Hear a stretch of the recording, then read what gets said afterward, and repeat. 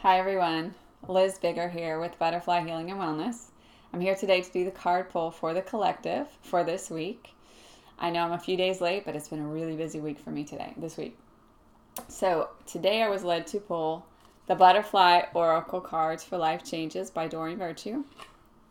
And I was led to pull the Psychic Tarot for the Heart by John Holland. And Earth Magic Oracle cards by Stephen D. Farmer. And the Goddess Guidance Oracle cards, also by Doreen Virtue. So this is the reading that I received. So today I got Decisions, Heavenly Signs, Choose Your Battles, Believe and Succeed, Shaman, Ancient Healing Wisdom, and Anya, Leap of Faith. So this is such an interesting and positive reading today. So the first one is, we might be struggling right now as the collective to make some decisions. There might be a decision coming up or that's already like underlying in our life right now that we are just not sure what we should do. So we're kind of procrastinating. But this card is letting us know that procrastinating is also a decision. So if you're not making the decision because you don't know what to do, you're actually making a decision to not make a decision.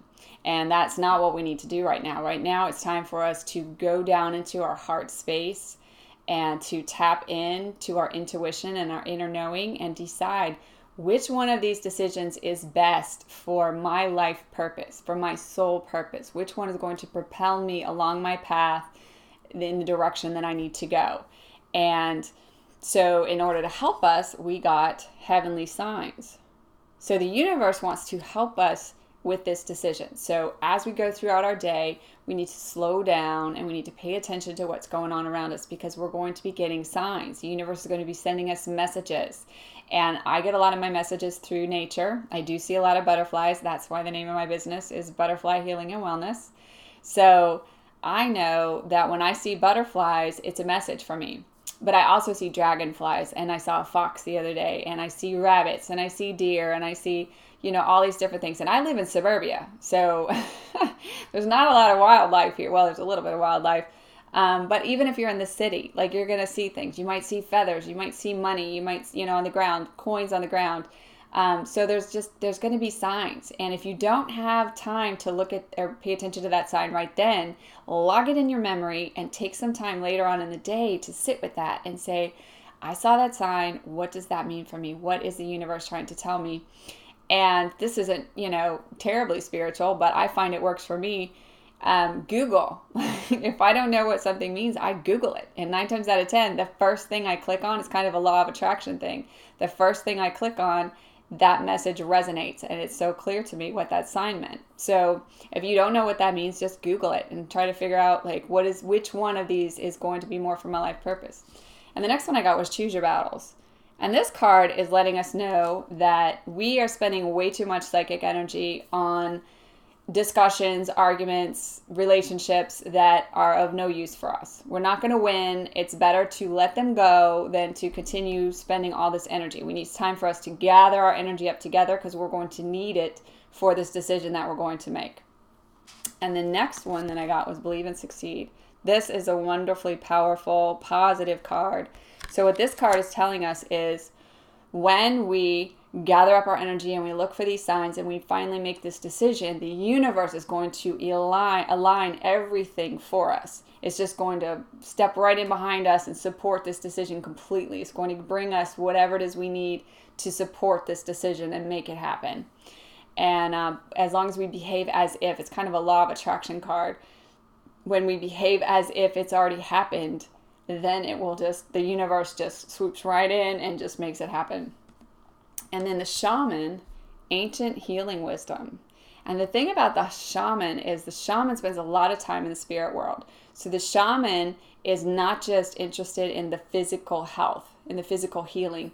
Shaman is very interested in the whole energy body health, all the way from the emotional energy body, which is right outside our physical body, to the emotional intellectual body, which is right outside of that energy body, and then the spiritual energy body, which can be so large, and that's how we connect with our higher power.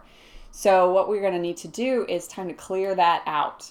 to tap into ancient healing wisdom like a shaman. So our emotions, like any old, negative, heavy emotions like fear and resentment and anger, it's time for us to let those go. It's time for us to dig them up, take a look at them and say, you know what, those no longer serve me, and I'm going to let those go.